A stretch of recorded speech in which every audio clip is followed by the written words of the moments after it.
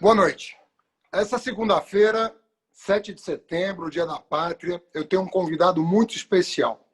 Uma pessoa que ganhou um grande prestígio na organização das comunidades Brasil afora, ganhou prestígio internacional também pelo seu trabalho e é uma pessoa muito respeitada por várias tribos desse enorme país. Eu converso aqui pela OTV, pelas redes sociais, nessa segunda-feira, com o meu querido Preto Zezé. Boa noite, Preto. Boa noite, Haddad. Tudo bem, meu irmão? Grande prazer estar ter... com você nesse momento. Prazer é meu, viu, Zezé? Muito, muito bom te ver. Infelizmente, a gente não pode estar junto fisicamente, mas essa tecnologia, pelo menos, permite que a gente troque uma ideia num momento meio delicado aí da vida nacional. E eu queria começar perguntando para você, te mando um abraço da minha sobrinha, que é tua fã. Quando soube que ia falar com você, falou, ó, já mandou um abraço aqui. Acabei de receber a mensagem dela. E eu queria te perguntar o seguinte. O Dia da Pátria é igual para todo mundo no Brasil? Ou é diferente para alguns? Como é que um país ainda em formação, com tantas dívidas históricas a saldar, como é que é o Dia da Pátria, na tua opinião, de uma maneira geral? É igual para todo mundo ou é um dia em que as pessoas fazem uma reflexão que difere um pouco a partir do ponto de vista do qual ela enxerga o país? Como é que é isso numa comunidade? Como é que é isso? Em primeiro lugar, abraço para a sua sobrinha, devolver o abraço para ela aí. Eu acho que a primeira coisa que a gente tem que fazer é refletir. O Brasil faz anos que precisa passar por uma reflexão se é sério o desejo da gente se constituir quanto nação. Parte da crise que a gente vive agora tem a ver com esses dois Brasis, né, que você tem um dia da independência, mas você tem dois Brasis comemorando esse dia. Você olhar o Brasil da maioria das pessoas, nós temos 520 anos de país. No entanto, você tem 388 anos, ou seja, quase 3 vezes o tempo de democracia, que o país foi regido por um sistema escravocrata, onde grande parte da população sequer, aliás, os animais viviam melhor porque tinham direito a comer, dormir e beber. Os negros, a população negra, ela era mercadoria simplesmente. E depois você tem, historicamente, um despejo institucional, que foi chamado pela história brasileira do dia 13 de maio, dia da abolição. Você tem uma heroína estabelecida, que é a princesa Isabel, e você, se voltar no tempo e imaginar o que seria do dia 14 de maio dessa população, Haddad, quando você volta esse filme e você vai ver, essa mesma população foi para situações piores porque agora ela tinha que voltar para as fazendas para trabalhar de graça por um prato de comida, porque ela foi literalmente despejada depois de ter gerado riqueza para o país, depois de ter dado as bases econômicas para se constituir a República, depois de ter montado toda uma estrutura de acúmulo, né, de riqueza, e literalmente foi despejada sem indenização, sem direitos, sem fundos de garantia, sem nada. E chega no país, né, com a ideia, inclusive, de melhorar tradução, legenda, embranquecê-lo, grupos italianos com suas famílias chegando na estação para trabalhar com endereço e tudo, e essa população até hoje continua vivendo, né, da sua própria sorte. Constrói-se um imaginário negativo, um estigma sobre essa população. Então, inclusive, o Estado brasileiro, através do Código de Processo Penal, onde a reunião dessas pessoas depois de liberta era crime, a própria lei de terras, e aí uma série de outras leis. Lei Saraiva. A Lei Saraiva, né, que impedia o analfabeto de votar, sendo que 99% da população negra era analfabeta. Porque não estudou, né? E aí você tem esse processo, você tem um mito da democracia racial e desemboca nesse Brasil desigual, injusto, onde tudo que acontece atinge de maneira diferenciada vários grupos. O nosso problema não é a diferença, veja bem, o nosso problema não é a diversidade. O nosso problema é que a estrutura de montagem do capitalismo brasileiro pegou um grupo para si como sua referência técnica, teórica, né, científica, e um outro grupo para estigmatizar, para colocar como menor, como subalterno, como inferior, e muitas vezes invisível. Esse povo os seus territórios e as suas demandas. Então, a independência hoje, num quadro de mais de 120 mil mortos, uma recessão de 9,7, um desemprego aí de quase 15 milhões de desempregados, na favela, mais da metade das pessoas vivendo na informalidade, inclusive frustradas porque a promessa de reforma administrativa não trouxe os milhões de empregos, pelo contrário, criou situações em que a precarização do trabalho, inclusive, tira do convívio o pai de família dos seus filhos, que tem que trabalhar 12, 14, 18 horas. Hoje tem muito pai de família que não vai poder ir para a praia por as questões do Covid, mas não vai poder ter o lazer da sua família porque vai estar na rua entregando um alimento, levando uma pessoa no carro, trabalhando, talvez chegue hoje 22, 23 horas em casa e nesse momento já está na batalha. Então, o país, na verdade, ele vive dependente de se resolver e de se encontrar. Agora, Zezé, deixa eu te falar uma coisa. Eu tenho uma percepção, né, obviamente, de um outro lugar, que foi a mudança dramática que a educação brasileira viveu do ponto de vista do acesso do negro às instituições superiores, à universidade, basicamente. E foi um processo muito rápido e que causou um grande estranhamento por parte daqueles que estavam habituados a frequentar sozinhos, assim, né? Só sua classe social na universidade. E agora, não é que é uma coisa nova, porque a gente tem expoentes dos negros desde o Império. Você tem grandes expoentes. Você tem André Rebouças, você tem Luiz Gama, você tem Machado de Assis. Você tem grandes expoentes, né? Mais recentemente Milton Santos. Você tem muita gente. Mas, assim, quantitativamente falando, nós podemos assistir nos próximos anos a emergência do que se pode dizer que se constituirá uma intelectualidade. E não um expoente, mas uma intelectualidade, né, que já está aí, tem uma juventude negra escrevendo como nunca. Né? Eu estou falando em termos quantitativos, porque quantidade é qualidade. Quantidade é qualidade na educação, por exemplo. Então, você vê essa emergência dessa intelectualidade afrodescendente que está tomando conta aí do pedaço, está falando coisas muito concretas. É ingênuo da nossa parte imaginar que essa contribuição que já está sendo dada pode ser o início de um processo intenso que pode, inclusive, ensejar reações, infelizmente, né? Reações, pode ser até violentas, mas no sentido de botar na mesa o que está em jogo para o futuro desse país e falar, vamos resolver de uma vez por todas, agora é papo reto, nós temos aqui nosso exército, no bom sentido da palavra, argumentativo, nós estamos indo para cima e essa parada aqui vai ser discutida a sério de uma vez por todas. É ingênuo ter esse tipo de esperança? Não, eu acho que nem, eu acho que é inclusive uma percepção, Haddad, importante, porque eu venho da juventude da década de 90. A minha militância começou em 90, eu tinha 15 anos de idade, eu estou com 44. E eu voltei a estudar esse ano, tá? Olha que legal. Mas eu venho da década de 90 em que o rap já produzia suas leituras de realidade, já elaborava intelectualmente uma visão de mundo, já pautava politicamente a voz desses territórios e já produzia milhares de pessoas, porque o rap eu acho que é o único ritmo, único setor cultural musical em que você não tem intérprete. Cada um é autor, escreve, né, é escritor da sua própria música. Então, cada um interpreta. Então, tem milhões de pessoas numa década de 90 que não tinha no nosso horizonte de ambição a universidade.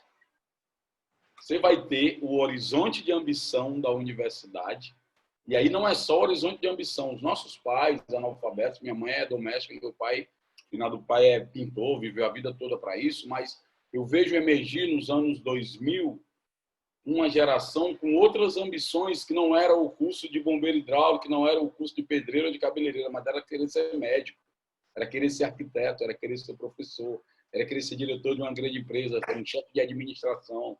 Então, essa perspectiva eu acho que é a mais forte, porque ela não pertence mais, Haddad, a um governo, a uma política, a um partido, mas ela está no imaginário. E aí é onde o poder é maior, porque se consegue construir, eu acho que é isso que a reconstrução do Brasil passa por isso, é como é que você constrói o imaginário de ocupação do espaço de poder. E esse período, principalmente nos períodos do Lula, em que se espalhou o Instituto Federal, só aqui do Ceará, cara, a quantidade de agricultor comemorando seus filhos, assistentes sociais, médicos, professores, bicho, é uma alegria que deve ser assim, uma redenção para um pai e para uma mãe que não sabe escrever, como é que no Ceará, um O com uma quenga é redonda, você põe um O, a pessoa não sabe fazer a letra O, e ver o seu filho com aquela roupinha, e assim, você vê as várias festas, né, cara? Eu vi uma festa da minha do Rio Grande do Norte, ela com a enxada do pai dela, agricultor, só vai saber quem é isso quem vive no Brasil invisível, quem vive no Brasil despejado, quem vive no Brasil estigmatizado. E tem uma coisa que vai ser interessante para o Brasil e que eu acho que é uma... Quando eu digo que o racismo estrutural impede o desenvolvimento, é porque você está matando que você não possibilita acesso. Aí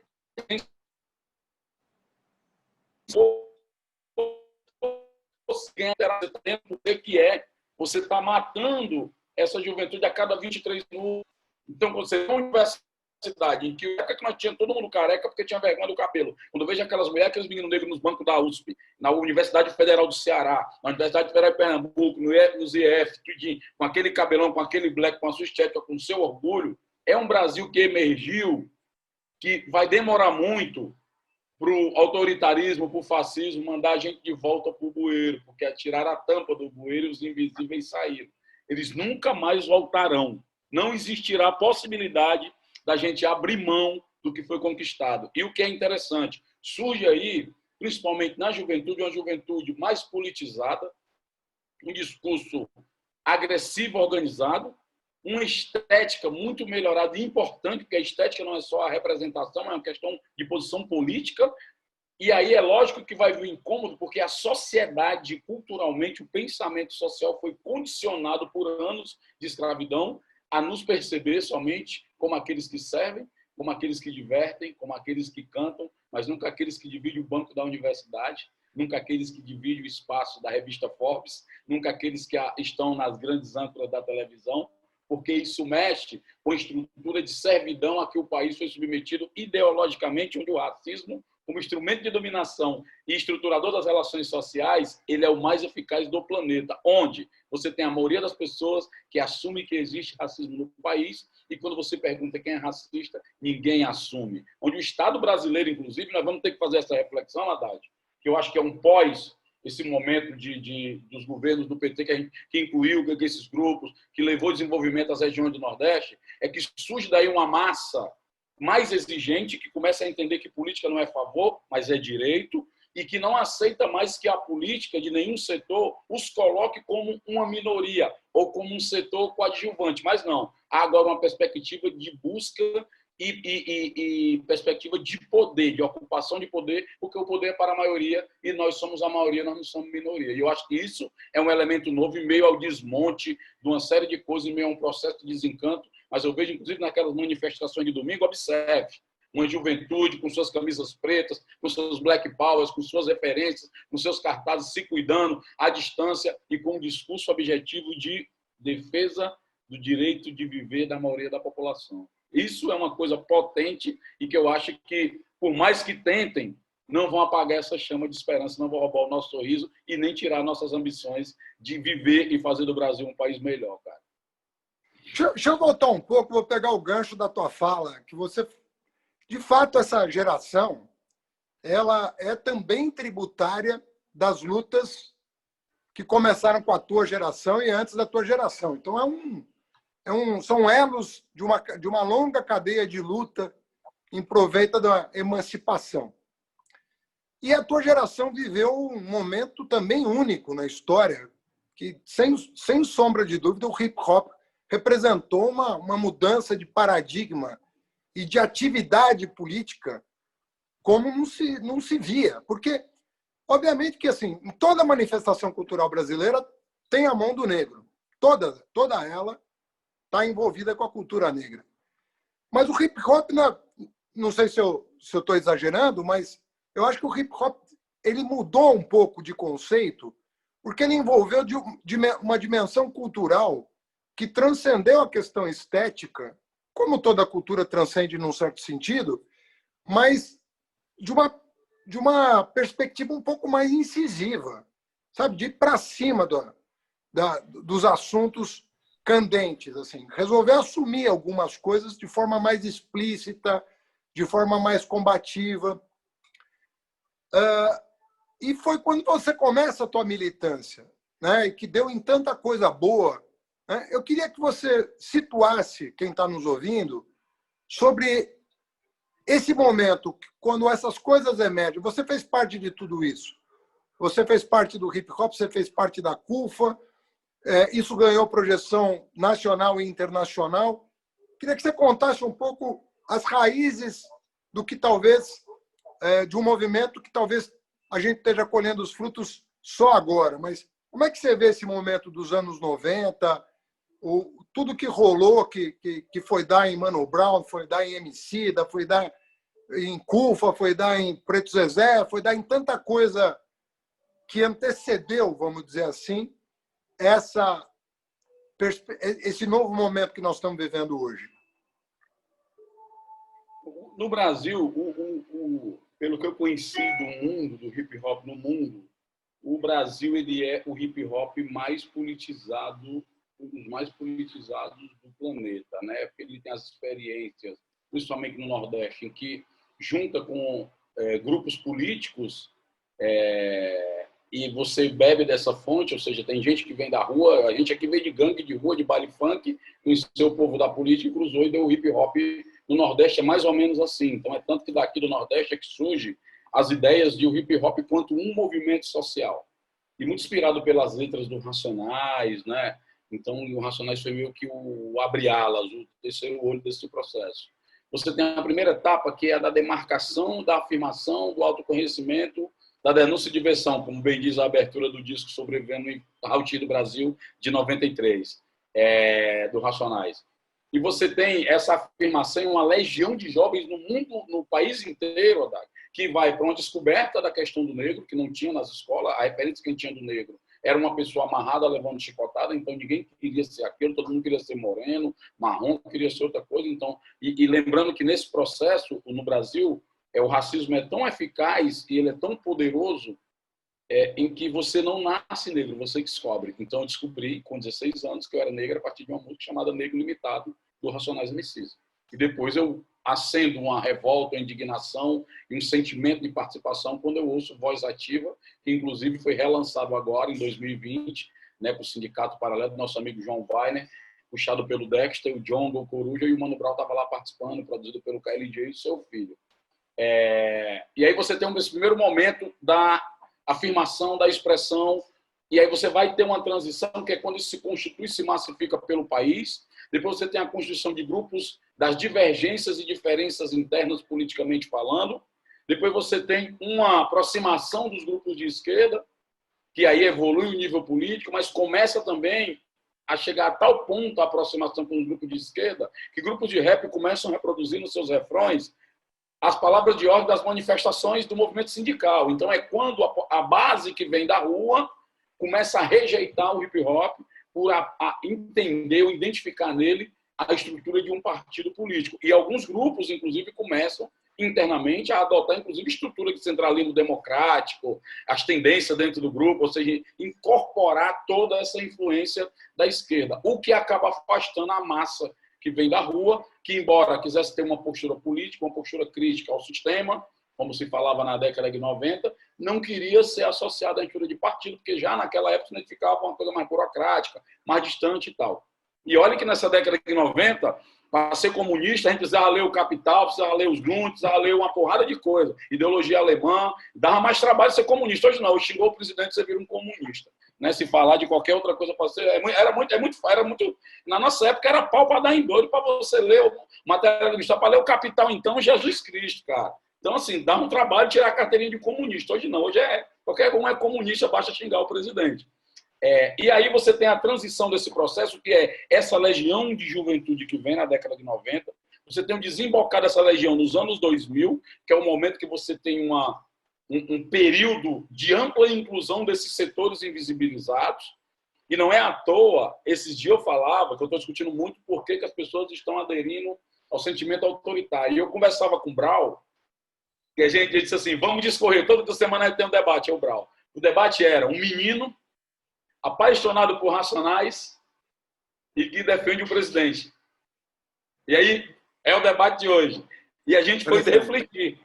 É interessantíssimo isso, porque há um discurso hoje de chamar a população de fascista, disso e daquilo, mas, na verdade, é o mesmo povo que votou no Lula e na Dilma 4 eleições. Ninguém trocou o povo, é o mesmo povo. Ao invés de se fazer uma reflexão de como que as forças de esquerda se desconectam da população e a população que vota num campo progressista passa a aderir a um discurso de lei e ordem, não. Nós ficamos culpando o povo. Eu acho que é o primeiro ponto. E aí a reflexão que veio é que, naquele período de 90, daquele discurso de letra, era um discurso antissistema. E a juventude sempre é antissistema em todos os períodos da história. Identificava ali, no Racionais, essa figura antissistema.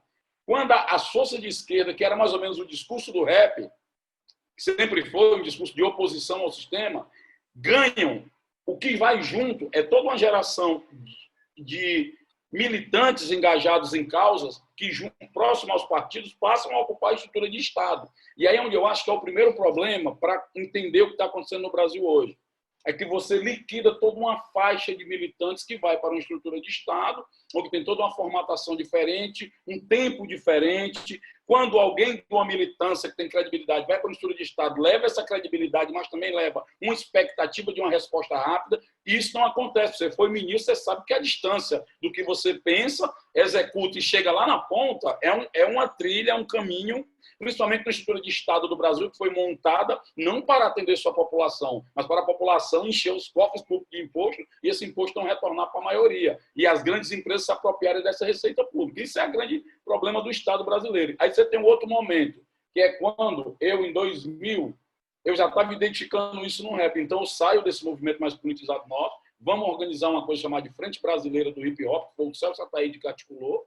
Na época, eu era muito crítico do Celso, porque o Celso já estava introduzindo o debate da economia, do mercado, da autogestão, da gente ter nossas coisas, e a gente, como vinha de uma postura muito de esquerda, a esquerda tem horror a dinheiro. A esquerda não gosta de discutir dinheiro, a esquerda tem alergia a discutir o dinheiro.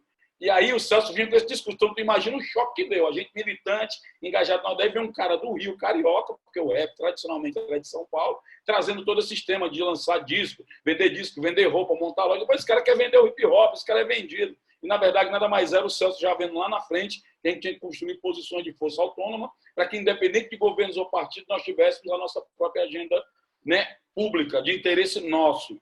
E aí você vem o outro momento, que é quando emerge a geração de 2000, que vem politizada do rap, na periferia, mas que vem também incluída. Aí, quando você tem esses anos de inclusão, você tem uma juventude que emerge, Haddad, com nível de politização, com acesso a redes sociais de comunicação, com um nível de consciência muito maior e que descobriu que agora tinha direitos. Muitas vezes, as reivindicações desses grupos foram entendidas até... Eu vejo muita gente falando, o povo é ingrato, como se o que a gente estivesse fazendo, como se a gestão dos governos progressistas estivesse fazendo um favor, e não era uma obrigação. Nós passamos décadas lutando para ocupar uma estrutura de Estado, para fazer uma relação de enfrentamento da desigualdade brasileira e incluir os que mais precisam.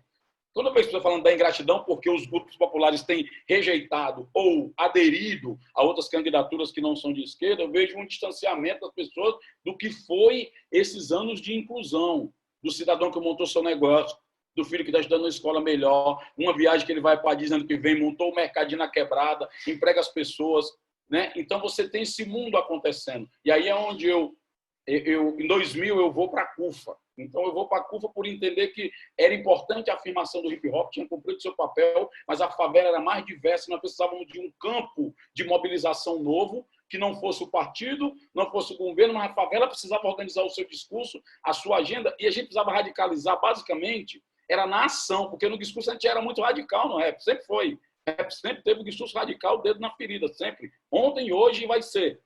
E aí o que vem com a CUFA? Vem a necessidade de se organizar o discurso desse lugar, de perceber que a gente tinha que ter uma interlocução com o aparelho de Estado, de entender que os partidos e os gestores eram provisórios e que a nossa agenda é permanente.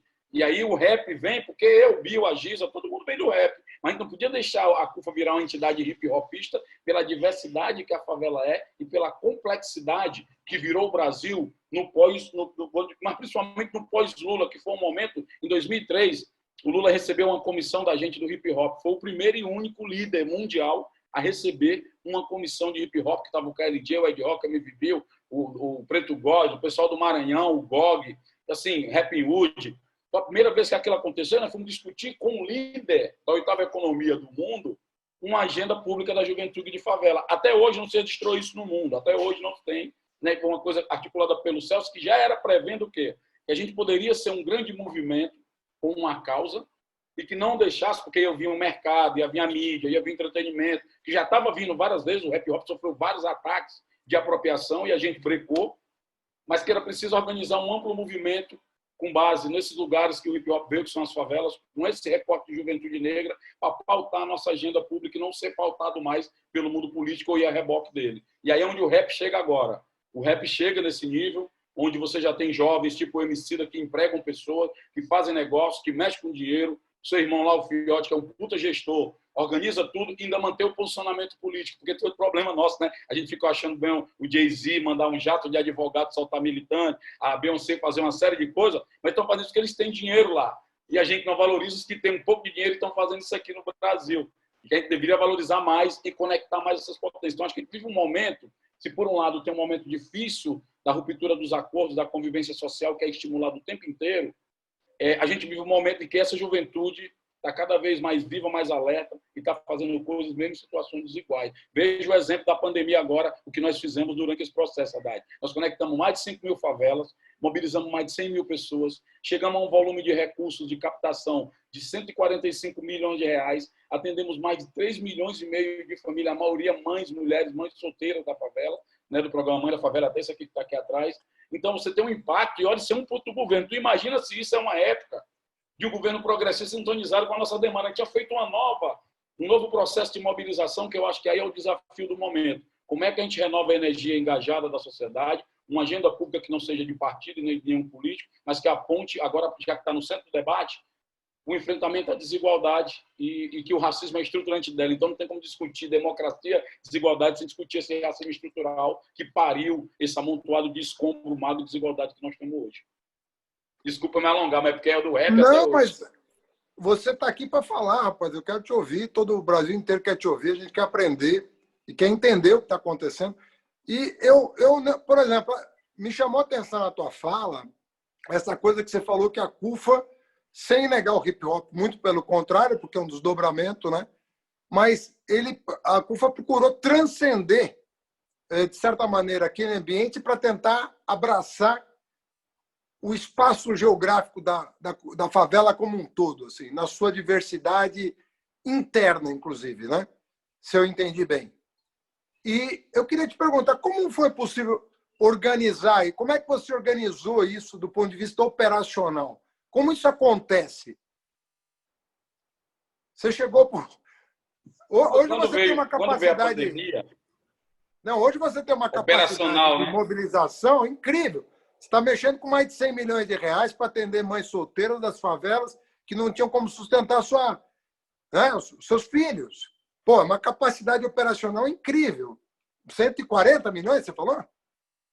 145. É um baita empreendimento. Como isso começa do ponto de vista organizacional? Como é que se deu essa interlocução com a comunidade a partir da CUFA? Isso começa há 25 anos atrás, porque é o que a CUFA tem hoje, né? A CUFA está comemorando os seus 25 sem registro jurídico e 20 anos com registro jurídico. Então, tem uma história. Construir uma CUFA é um negócio... E aí onde também a CUFA é resultado desse Brasil que emergiu, daquele Brasil invisível dos anos 90. A CUFA é o acúmulo de forças que emerge nesse Brasil dos anos 2000 para frente, né? De inclusão, de inclusão, tempo bom do dinheiro, tempo bom de acesso às riquezas que o nosso trabalho produz. Quando a CUFA surge, ela surge simplesmente para organizar esse discurso e para discutir coisas que a gente faça do ponto de vista prático dentro desse território. Surge no Rio, criado pelo Celso, se espalhou pelo Brasil inteiro, está nas 26 capitais do Distrito Federal, está em 17 países, e o 18º país foi a Irlanda, que abriu em plena pandemia, onde um grupo de mulheres lá criou a CUFA de lá, e nesse momento estão trabalhando em organizar lares de idosos, porque tem muitos idosos morando só na época de pandemia. Os idosos são o alvo principal, então as mulheres estão lá ajudando a limpar, eles não se exporem, né, à questão do vírus. E aí, nesses 20 anos, você viu acumulando forças e construindo esse discurso, organizando o discurso da favela. A favela no sentido que o IBGE chama de aglomerado subnormal, Haddad. A favela hoje tem 14 milhões. Só que tem o seguinte, o IBGE, nessa definição dele, ele considera São Conrado um bairro rico. Só em São Conrado tem a Rocinha. Ele considera Jacarepaguá um bairro rico, mas lá tem a Cidade de Deus. Então, se você fecha aí um número de 15 milhões, 14,3 milhões de pessoas morando em favelas no Brasil, de acordo com a definição do IBGE, você tem aí um quarto estado, você tem mais favelado do que gaúcho. E antes da pandemia, num clima de desemprego e informalidade, você tinha a favela produzindo 119 bilhões de reais em poder de consumo, que é o PIB do Uruguai ou do Paraguai e da Bolívia juntos. Então, você não está falando de um território só de desgraça, tragédia, violência e carência. Está falando de potência, de gente que está produzindo riqueza, embora excluída do acesso que essa riqueza produz. E aí, quando a gente organiza a CUFA, eu entrei na CUFA, aqui eu abri a minha em 2002, em 2004 eu registrei, em 2012 eu assumo a presidência nacional, que era o BIL. A gente define que não vai ter mais presidente paulista e carioca, porque vocês pegam tudo. Então, para a CUFA não ser mais a entidade de paulista e carioca, está proibido vocês serem presidentes.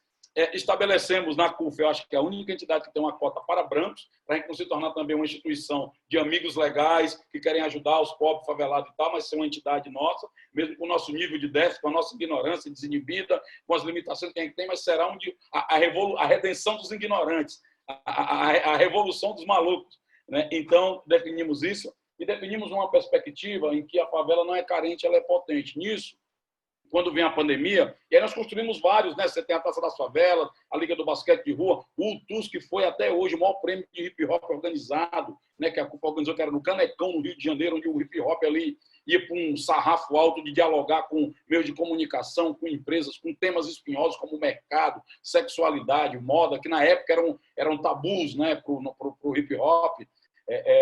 E você tem aí esse prêmio pautando o hip-hop como um elemento político, seminários, discussões, ministros participando, vários ministros participaram. E você tem a CUFA recebendo também vários prêmios, recebendo inclusive o prêmio Darcy Ribeiro de Educação por formar a maior quantidade de pessoas. Então, assim, tem um histórico acumulado. E aí, quando chega a pandemia, cara, que tem que mandar todo mundo embora, a primeira coisa que a gente faz é chamar os nossos vulneráveis, negociar com nossos patrocinadores, que nós vamos deixar as pessoas em casa durante 3 meses, que era o que a gente tinha de grana, pegar os alimentos que tinham dos projetos, transformar em cestas e dar para a nossa vizinhança mais vulnerável e repensar como é que a gente vai fazer a empresa faz a reversão da matriz produtiva, como é que nós vamos fazer a nossa reversão da matriz de atuação, num universo em que as ONGs já vinham de um ambiente de criminalização pesado, de uma burocratização que dificultava o acesso a recursos públicos, né, e de uma perseguição violenta a esse setor. E aí, como é que nós vamos fazer isso? Pela primeira vez, a CUFA vai a público pedir algo. A gente nunca foi a público pedir nada. Então, nós estabelecemos um eixo, que era alimentos, que era o mais grave, material de higiene e limpeza e renda para transferir direto para as mães. Lançamos um documento com 14 propostas, que já no início da pandemia era renda básica, alugar hotéis para botar idosos, distribuir oxímetro, medir temperatura, medir saturação do oxigênio, liberar crédito para pequenos negócios. Então, a gente já prevendo o que vinha. E realizamos, durante a pandemia, várias pesquisas através do Data Favela, que é uma parceria nossa com o Renato Meirelles, através da Hold, que o Celso agora, depois de sair da CUFA, está dirigindo, que é o Favela Hold. E fomos para a guerra. Quando a gente vai para a guerra, pelo nosso tamanho e pelo nosso acesso a territórios invisíveis e muitas vezes inacessíveis até para a política pública, onde muitas das pessoas sequer estavam em programa algum, e olha que nós temos o maior programa de proteção social e banco de informações, que é o Cadastro Único e o Bolsa Família, mas muitos lugares que a gente foi e pessoas que a gente encontrou não tinham. E aí as grandes empresas, vendo a nossa campanha que a gente fez de mídia, de mobilização de artistas, de personalidades, para chamar a atenção para essas questões, para as favelas, gerou, que fez da CUFA virar uma interface entre grandes empresas que querem ajudar em escala com foco nesse público vulnerável e pessoas vulneráveis e desesperadas por qualquer tipo de ajuda. Então, a CUFA acabou virando a interface entre esse movimento. E agora, nós estamos em plena pandemia, já trabalhando na retomada, que não tem um pós-pandemia para nós, até porque a pandemia não acabou.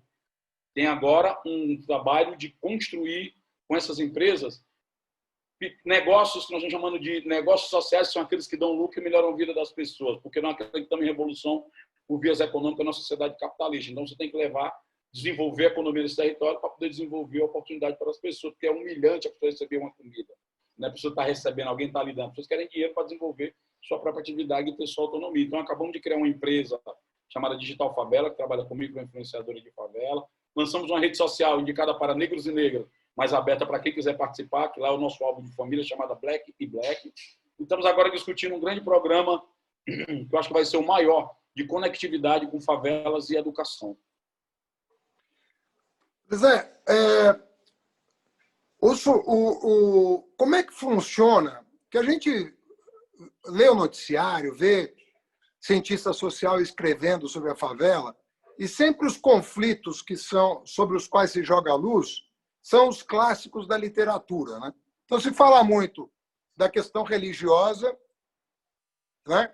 Então, católico, pentecostal, espírita, e fala-se muito da questão de classe. Um é microempreendedor, o outro já tem funcionário, o outro é trabalhador com carteira assinada, o outro é informal, o outro é precariado.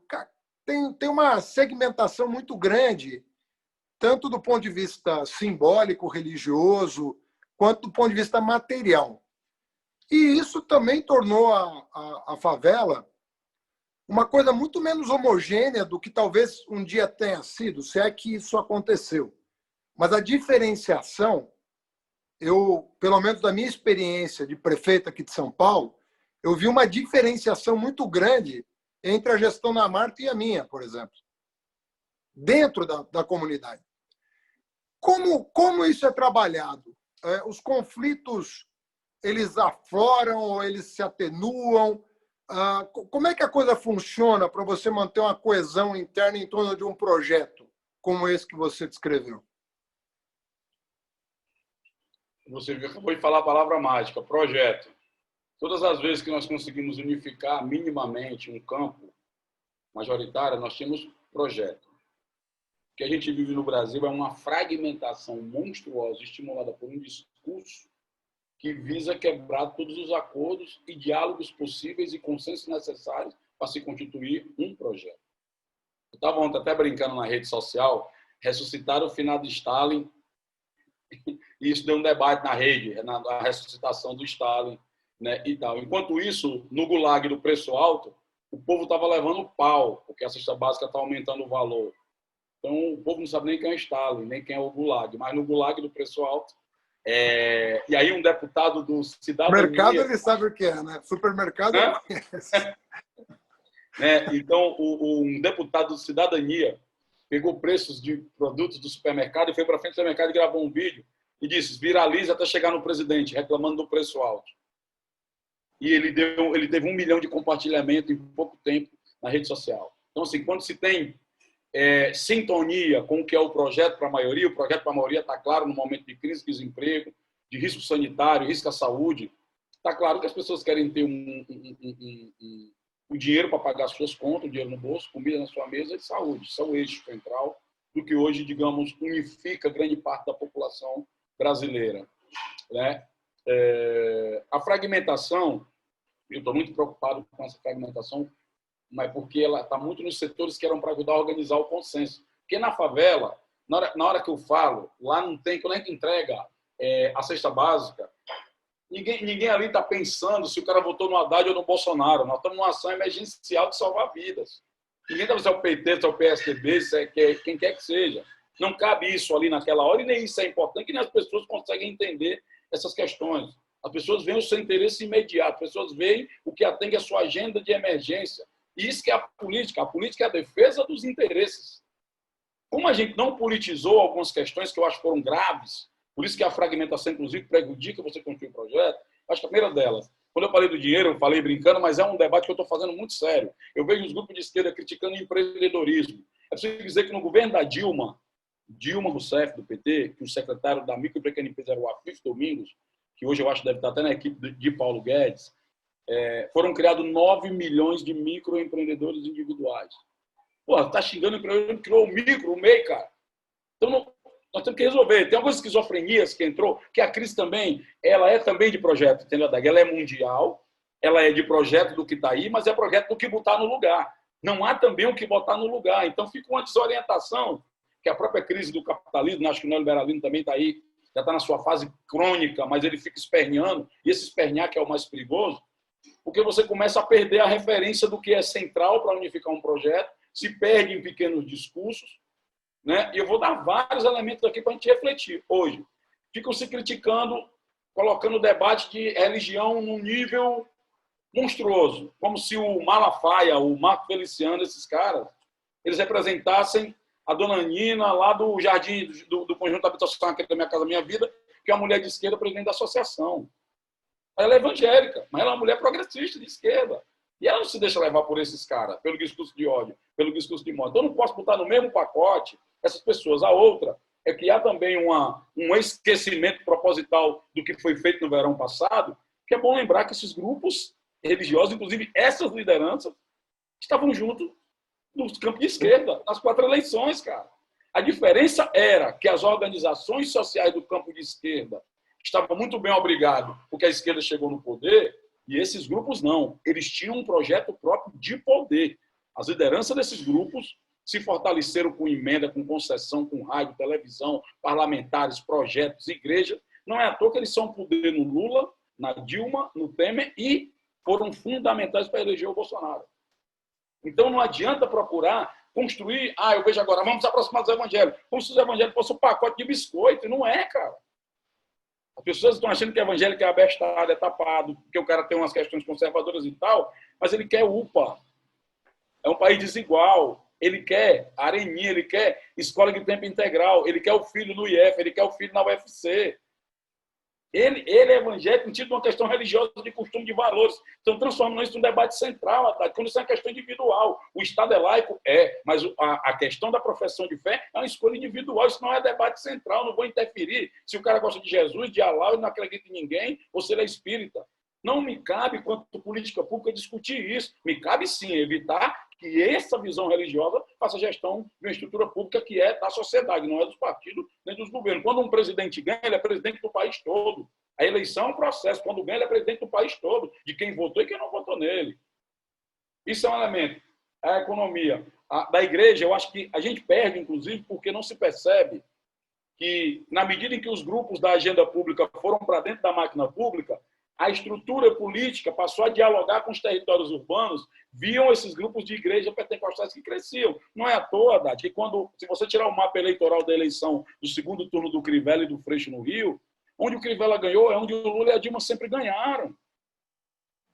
Porque o diálogo era feito por esses grupos e não fortalecido na base pelo campo progressista. Pelo contrário, o campo progressista estava preocupado com o conselho, tá no governo tal, no ministério tal da CEPI, no Conselho da Juventude, e se esqueceu de aproveitar esse espaço de ocupação para construir consciência crítica, discernimento, organização. Haddad, um cara que monta um negócio na favela nos anos de dinheiro do governo do Lula, montou o seu mercadinho, tipo o seu Assis aqui numa favela de Fortaleza, que o filho estuda num colégio particular dos ricos aqui em Fortaleza, ele continuou morando lá na quebrada, tem os funcionários de lá, colocou a negada lá, ele começou no governo, no boom do dinheiro, a vida melhor, ele começou a ser assaltado pra caramba. E o discurso em rede de direitos humanos era denunciar a violência da polícia. O que a extrema-direita fez? Pegou isso e disse, tá ele defendendo bandido. Porque, inclusive, não fazia um debate na segurança pública de que os policiais são trabalhadores da segurança.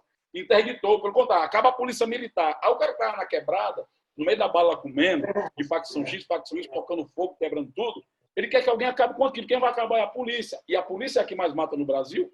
Mas é a polícia que mais morre também. São trabalhadores que estão morrendo também, que vêm desses territórios que nós estamos reivindicando também. Então, precisa colocar algumas coisas no debate, porque parte do que está aí é mais uma capitalização de ódios e frustrações e não resposta, do que um projeto elaborado na cabeça do pobre, que é fascista, que é isso, que é aquilo. Não. As pessoas estão desesperadas, estão putas com a política, desconfiadas da imprensa, distantes do Estado, que só chega para punir e levar imposto. E, infelizmente, o que está aí no poder catalisa, canaliza e captura essas frustrações desses ódios. Ou seja, não tem nada inerentemente reacionário ou regressivo em qualquer religião.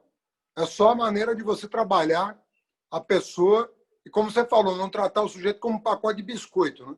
Tratar ele como um cidadão que, enfim, que tem os seus anseios para a sua família. É isso.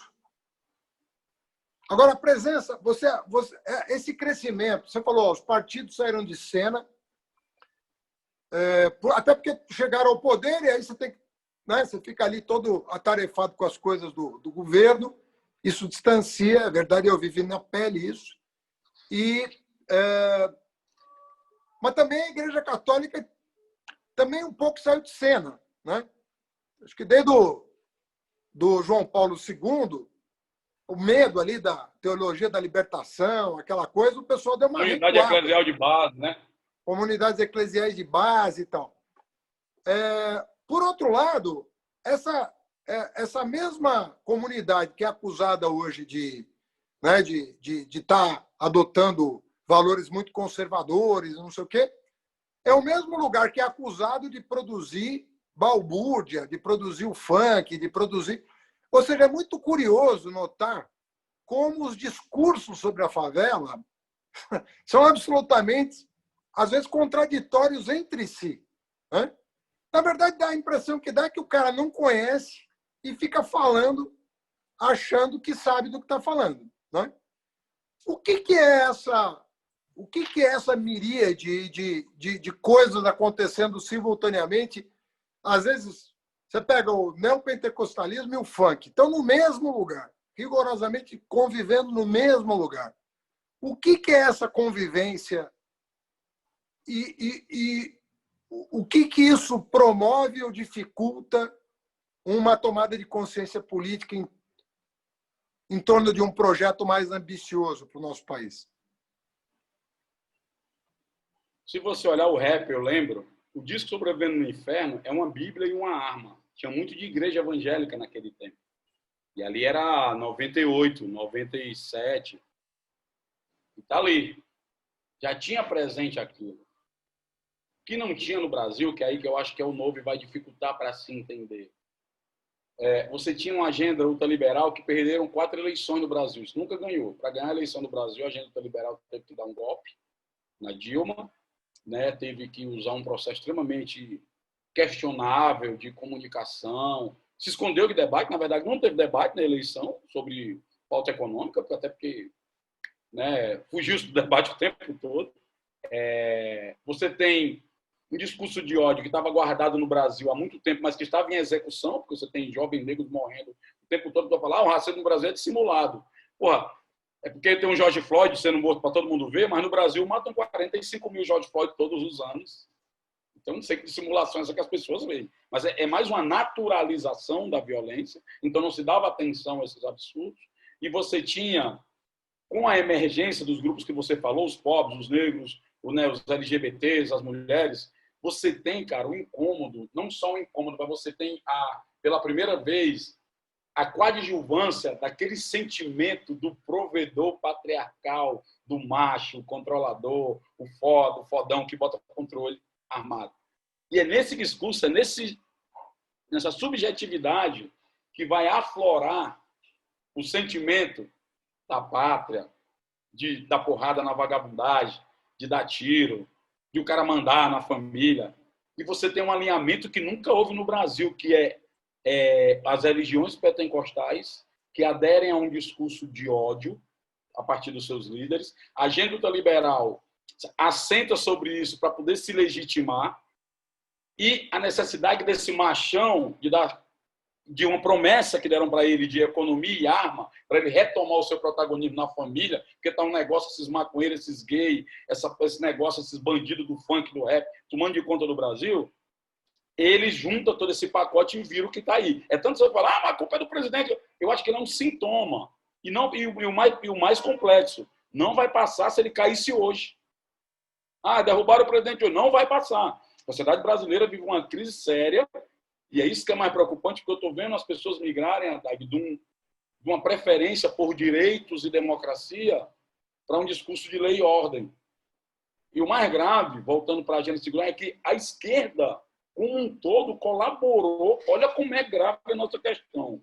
Colaborou, não só se omitiu, colaborou, legitimou esse discurso de lei e ordem. Na medida que você tem, a gente teve o auge, que era o PRONAS, onde pela primeira vez policiais sentam com a população para discutir uma agenda de interesse, mas depois sai e vira o grosso. E o grosso no Brasil era munição, efetivo, viatura e prisões. Nós temos isso em escala. Presídios Nacional, Força Nacional, Lei Nacional Revista, GLO. Eu lembro que o Lula ele conseguiu fazer a despenalização do baseado. Então, quem for um baseado não vai ser mais preso. Só que chega no Congresso, entra o tal do jabuti, que é uma gíria lá dos caras, é tipo o cavalo de Troia, né, cara? Jabuti, o cara bota lá, é bonito e o pau come depois. Que mudou o artigo para 33 do tráfico, definiu que um terço da pena, que serão 30 anos, será cumprido em regime fechado. Como não foi feita a reforma do sistema de segurança pública, não foi criado o nosso SUSP, como criou o SUS, ou como criou o SUAS, o que acontece? Você mexe num canto, piora no outro. Então, com um pacote de ações governamentais, estruturando a agenda conservadora, munição, viatura, prisão, Força Nacional, lei e ordem e tal, com essa lei que não mexeu na estrutura jurídica de julgamento, você tem um resultado. A terceira população carcerária do planeta, 62% é do subgrupo tráfico de drogas, 42% entre as mulheres. E por quê? Porque quem define quem é traficante ainda é a polícia e o juiz.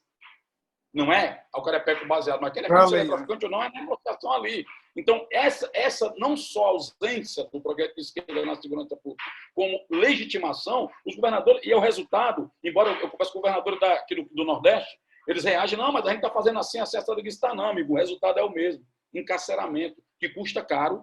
Um menino custa hoje 4 anos no sistema privativo de liberdade. No Fundeb é o quê? 1.300 por ano? Isso é loucura. Ninguém topou fazer esse debate. Cidadão, você está pagando R$ 4.000 para um cidadão ir para a cadeia. Estão lhe dizendo que isso é bom. Você acha que ele deve ficar pior lá? Ele vai sair pior. Ele vai sair de um grupo criminoso, vai vir para cá e organizar e tudo.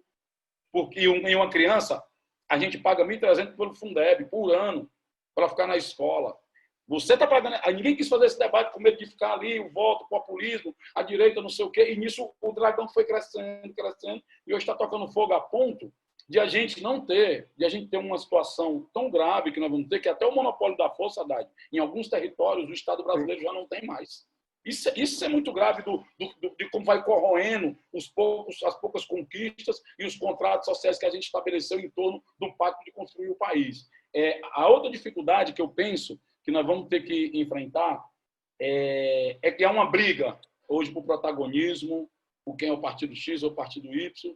E quando a gente está vendo que, por incrível que pareça, essa agenda progressista que estava em baixa, com o Covid, ela ganhou um central. Porque eu estou vendo aí o cara do Cidadania batendo nos preços. Eu estou vendo deputados que não são do espectro progressista falando em taxa lucro e dividendos. Eu estou vendo até o próprio Rodrigo Maia, que disse que tinha uma visão mais privatista do SUS, dizendo que o SUS salvou a pátria. E salvou mesmo. Porque se não é o SUS, imagina o tamanho da tragédia. Então, há uma centralidade do debate de mais Estado para quem mais precisa. E há um beija-lona da agenda liberal do ponto de vista do teto de gasto, que já caiu na cabeça, está caindo na cabeça do povo, inclusive esse teto de gasto, onde é um sufocamento. Ali é outro gulag, de novo, do investimento social, que está lá trancado, né, para enriquecer quem já tem muito dinheiro.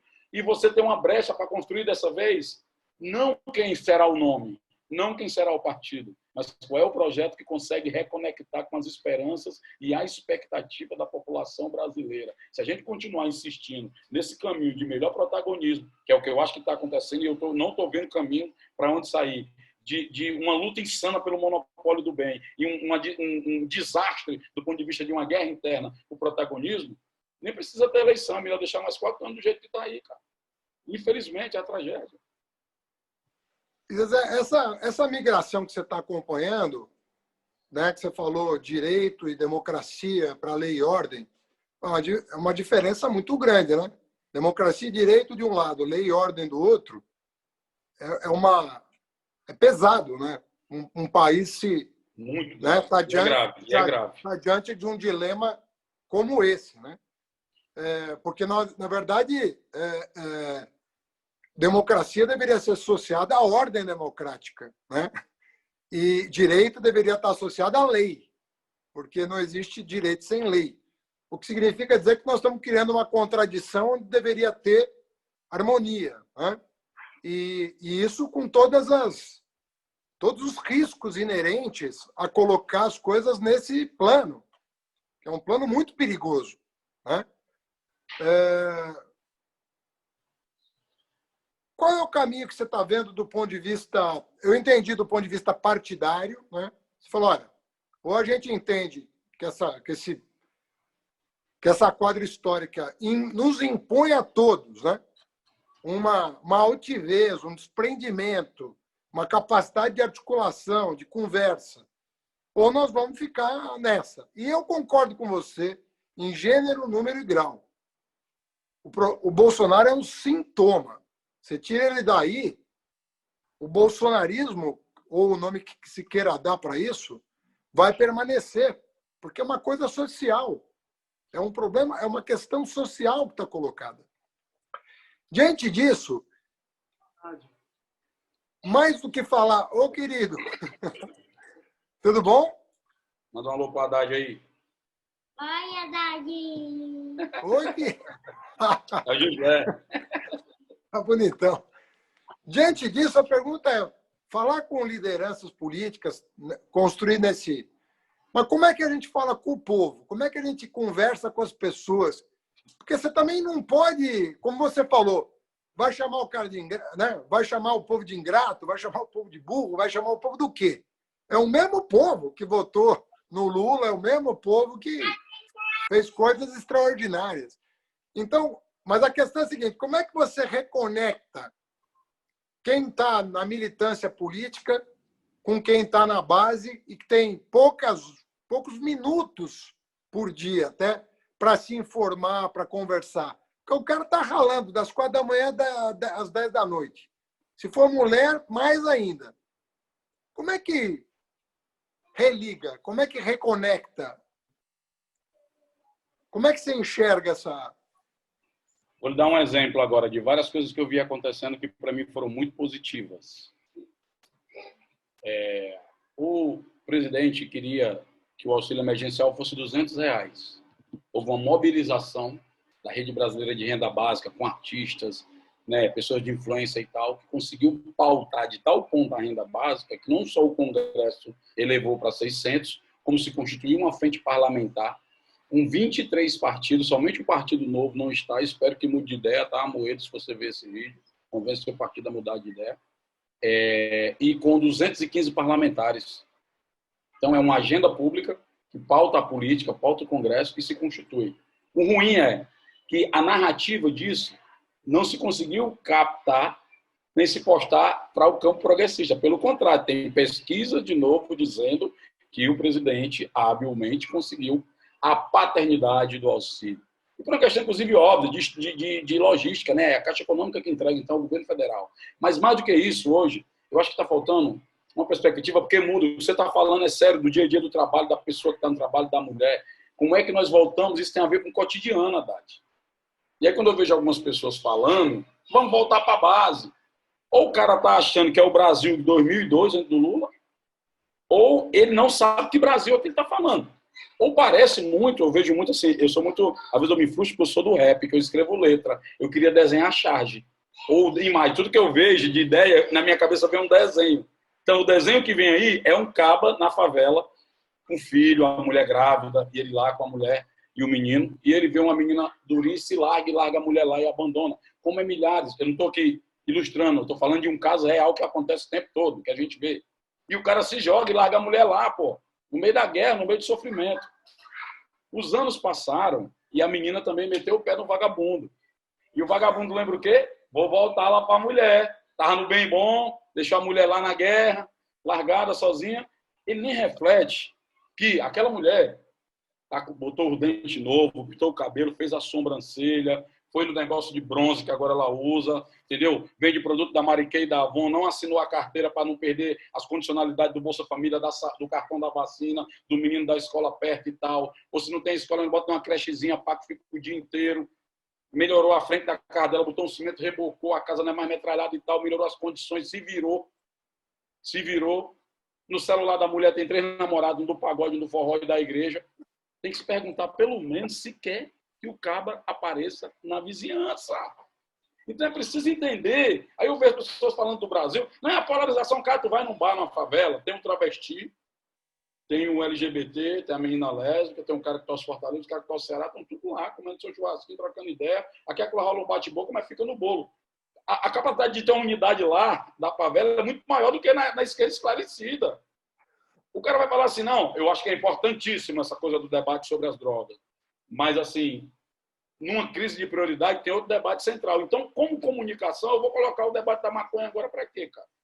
Uma mãe que vê seu filho numa facção trocando tiro com outro. Ela associa maconha àquilo ali, cara. Como que eu consigo dialogar com ela? Não, mas é porque isso é importante da guerra às drogas, eu entendo tudo. A polícia... Eu não sei disso. O que eu estou vendo é que existem guerras hoje dentro da favela, por exemplo, relacionadas à violência, que, diferente do que a gente faz com a polícia, filma e bota no vídeo para reivindicar, processar e protestar, essas guerras ninguém não pode nem filmar, não pode dar nem opinião. Porque o monopólio da força nesse território, inclusive, é por outros setores. Então, assim, há uma distância tão grande. Quando eu vejo alguns debates, quando eu vejo a galera preocupada em desenterrar o Stalin e não denunciar, hoje era para ter uma grande campanha contra preços altos, contra a caristia. Lembra da caristia? Campanha da caristia? Era agora.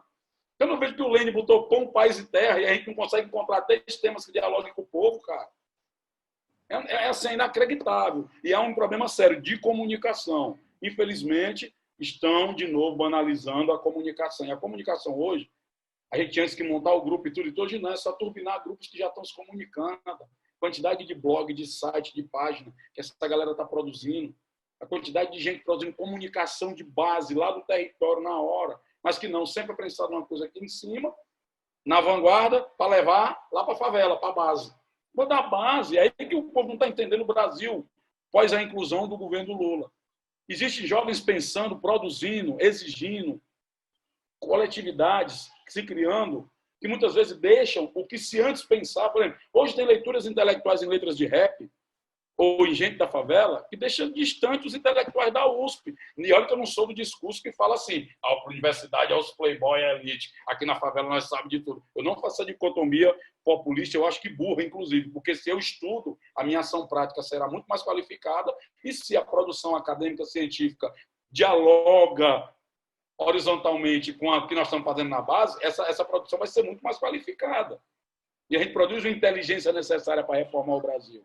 Isso é um ponto. A outra, não perceber esse território como coadjuvantes. Veja agora,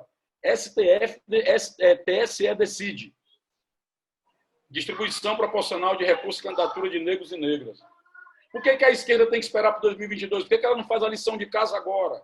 Você é tão emocionante o negro, a mulher, o jovem, tudo no discurso. Mas como o Lula disse, põe no orçamento. Põe o preto no orçamento do fundo partidário. Põe a mulher preta no orçamento, não precisa de discurso, não precisa de lei do TSE para isso. Eu lembro que você estava no debate do Roda Viva falando sobre a dificuldade da renovação. É difícil pra caramba, meu amigo. É um processo difícil de desprendimento, gente que deu a vida inteira para erguer um partido e agora dizer, pô, dei minha colaboração. Tem que entender que são ciclos. O que a gente cantava de rap, é isso que eu estava falando para o Brau, no debate sobre o menino que se identificava com o Bolsonaro e com o Racionais. Em dado momento, nós demos uma contribuição. Entender que é um ciclo é entender também que eu tenho um ciclo. Eu me renovo para me entender e acompanhar outro ciclo, mas eu não posso ser todos os ciclos ao mesmo tempo. Lideranças partidárias do campo progressista que são as mesmas desde quando o partido é gente, se deu por gente, verdade. Isso é uma mudança. O jovem não vai se identificar com isso, não adianta. E para onde é que vai? Para o discurso fácil. Aí tu começa a ter... Olha como é doido isso. Você começa a ter... Por que tem um ataque na universidade e nas artes?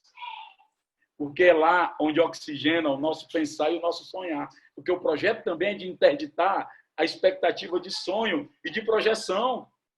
Esse é o problema central. Não se pode sonhar, não se pode pensar em outra coisa. Nós temos que ficar naufragado nessa areia movediça de ódio, de disputa e tal. Porra, nas nossas redes só chega coisa de fascismo, tal, pelas pessoas de esquerda. A gente não consegue falar bem da gente, cara. A gente não fala bem do Emicida, do Condizila, do Andijamila. A gente não fala da nossa galera.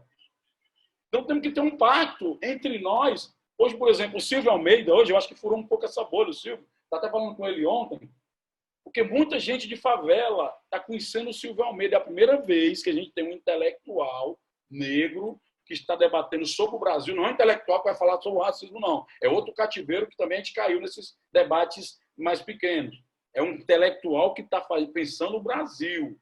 E que dentro disso o racismo é estruturante, porque não tem como pensar o Brasil sem passar por esse tema. Mas que está sendo visto da academia, da rede social, até os grupos de rap e os grupos de funk. Então, ele está conseguindo perceber as potências que os anos de inclusão geraram agora. Agora é para a gente estar, Haddad, cuidando dos girassóis, das rosas que a gente plantou naquele período árduo. Mas não, nós estamos querendo lá achar que lá só tem uma coisa só. Ou querendo introduzir a monocultura do pensamento, que é ruim. A monocultura é ruim na agricultura, mas é ruim também no dia a dia da política, na diversidade, na gente perceber as potências do ecossistema de possibilidades, no que está se criando agora. Pô, até hoje, nós estamos fazendo as ações e os grupos progressistas, nenhum se somou a nenhuma ação dessa que nós estamos fazendo no Brasil todo, Haddad. Isso é muito... Cara, 5 meses. 5 meses.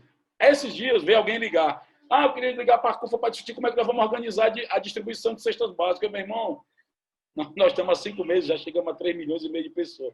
Se chegar agora, é síndrome de Barrichello. Ou então, é também a síndrome da urna, que como está chegando a eleição, o cara quer se agarrar em uma cesta básica e achar que vai ganhar algum voto, e a gente não vai permitir isso. Então, assim, há algum desafio que eu acho que tem muito mais pontos em comuns, potências e saberes para somar, do que essa luta louca por protagonismo e essa luta insana pelo monopólio do bem, cara.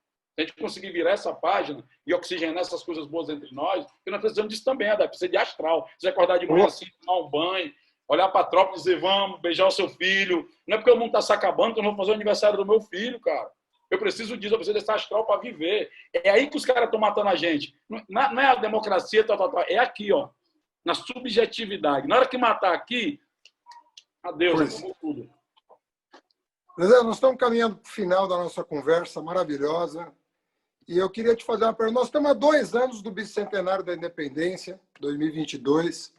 1922 foi uma data importante para o Brasil, que foi o centenário. Todo o movimento modernista nasceu ali. E eu, às vezes, penso... Você sabe que 2022 não foi um momento fácil da vida nacional. Foi um momento... 1922 foi um momento difícil da vida. Foi uma década muito complicada ali, muito estado de sítio, teve muita coisa difícil na vida brasileira que acabou culminando na Revolução de 30. Você vê espaço para a gente imaginar que essas tensões todas podem ter uma síntese superadora desse passado cheio de contradições, cheio de violência que a gente sofre, essa insuportável violência. Porque a insuportável violência não é só a que você sofre, é a que os membros da tua comunidade sofrem. Né? Porque é um estágio de dor permanente.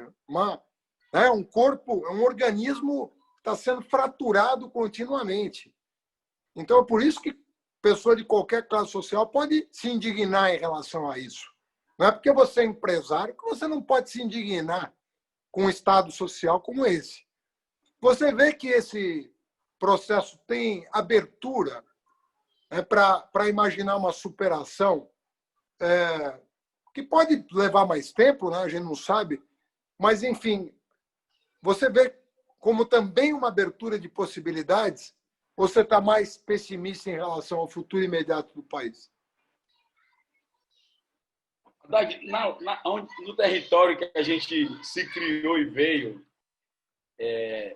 as pessoas vêm falar da gente de crise, de golpe, de problema, de tudo. Cara, nós somos doutor nisso, nós somos PhD em tragédia, nós somos pós-doctor em desgraça. Eu não estou contando nada de novo. É por isso, inclusive, isso é um elemento da comunicação que é interessante. O campo progressista chega para os pobres para falar esse mundo de desgraça. Aí chega o cara todo arrumado de gravata e paletó, que é uma coisa simbólica de poder e estima, e olha para você, desgraçado, abandonado, e fala assim, ó, você é tudo para Jesus, Deus tem um plano na sua vida. Porra, até eu vou, se eu estou nessa situação, cara. Então, precisa apresentar boas novas, cara. Pô, o cara tá falando, mas como é que enfrenta a igreja? Não enfrenta, vamos criar a nossa. A igreja da desigualdade dos últimos dias e vamos decretar. Que raivinha, entende? Pense, tem algumas coisas que eu fico vendo, a pessoa percebe bater de frente, porque há uma necessidade de uma vitória sobre que eu não sei. É uma guerra sem vencedor. Você tem que ir mais para o sentido de... Eu lembro que na época das comunidades de bairro, a gente era mais paciente. A gente não queria catequizar ninguém, não queria encabrestar o pensamento de ninguém, queria sentar mais, conversar. Distensionar uma situação é possibilitar que haja conversa. Por que os caras interditam o debate? Porque se tiver a conversa, as pessoas vão se entender. Se entender é primordial para distensionar qualquer situação. Então, quando a pessoa vem falar de tragédia para nós, isso para nós é...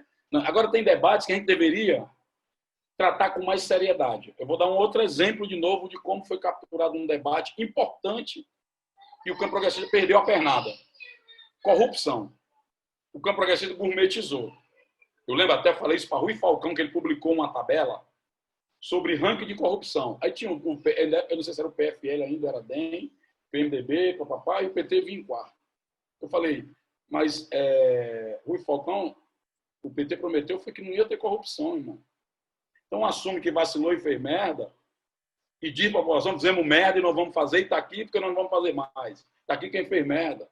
Ou botar um ranking, ou você gourmetizar a adição da corrupção com fila de supermercado e vaga de idosos, quando, na verdade, a corrupção brasileira, você foi visto, sabe, é que grandes corporações econômicas se apropriam da receita pública brasileira. Esse é o grande debate. E tem que fazer um link disso com um cara puto lá na periferia, porque a merenda da escola não é legal, porque o posto falta remédio, porque a infraestrutura de saneamento não chega.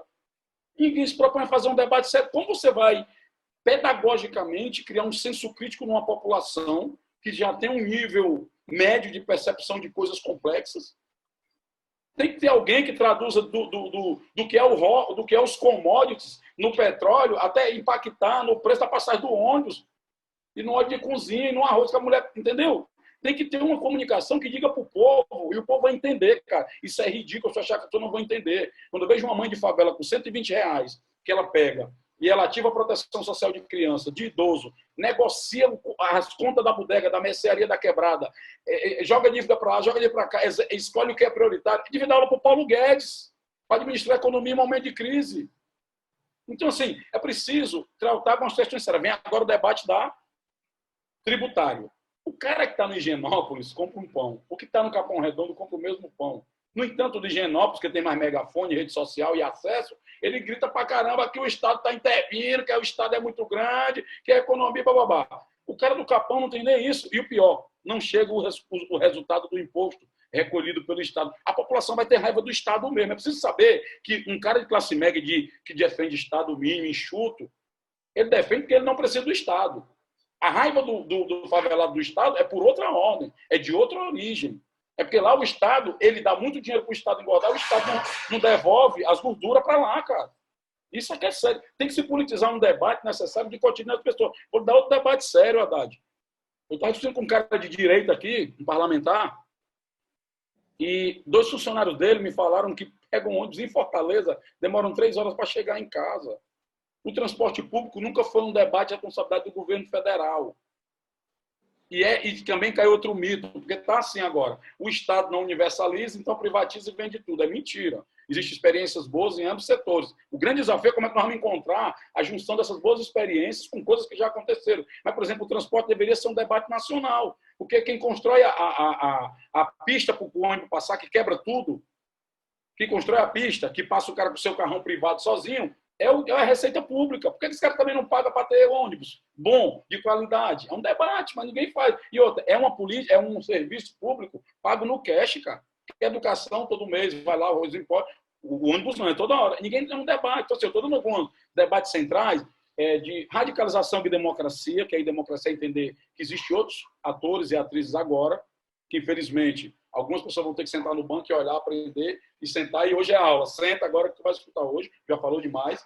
Existe uma agenda pulsante de necessidade de um Estado grande para quem precisa, com qualidade, com eficiência, que funcione da porta para fora. Há um debate econômico de dinheiro que a gente tem que politizar para não ficar esse debate que não tem dinheiro, as contas públicas. Hoje, Haddad, tem estudos, inclusive, Se você der R$500 para 150 milhões de brasileiros, isso significa 11% do PIB. Como a nossa taxação injusta é no consumo, 40% disso volta. Então, você tem um impacto somente de 7% do PIB, que dá para segurar as tais contas públicas.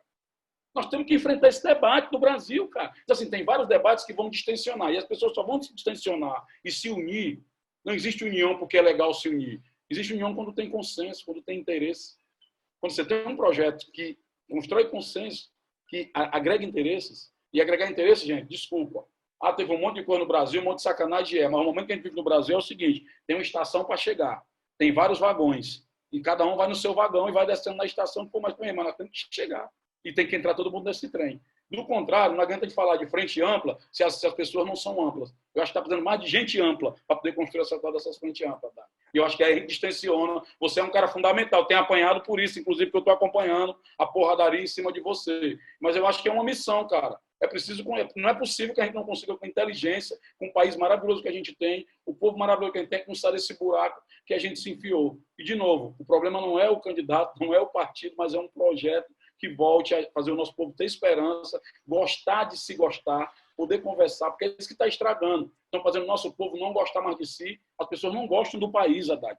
Os sentimentos não gostam do país, não gostam do país, odeia o Estado, odeia a imprensa, odeia a política, é o ódio como uma política de gestão. Nós temos que desarmar isso. Se desarmar isso, saindo dessa frequência, construindo a nossa. E a nossa precisa amor, precisa sorriso, precisa criança, precisa juntar gente que queira minimamente sentar, tomar um e conversar, sem que ninguém tenha que catequizar ninguém, sem que ninguém tenha que vencer o debate. É que a gente possa construir um Brasil, que a gente possa pactuar em torno de que é possível, não vamos ajudar a todos, não vamos, mas todo mundo pode ajudar alguém. Eu acredito nisso aí, estamos trabalhando para isso.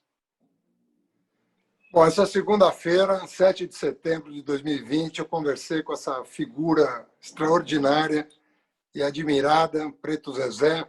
Muito bom te ver, Preto. Fazia tempo que a gente não conversava. Espero que a gente se reveja pessoalmente o mais rapidamente possível. E lembrando que toda segunda-feira, 8 da noite, na OTV, nas redes sociais, eu tento convidar uma figura da estatura do entrevistado de hoje. Preto Zezé, boa noite. Fica com Deus. Tamo junto. Valeu. Beijão no seu coração. Beijo na Ana. Tchau, tchau. Obrigado.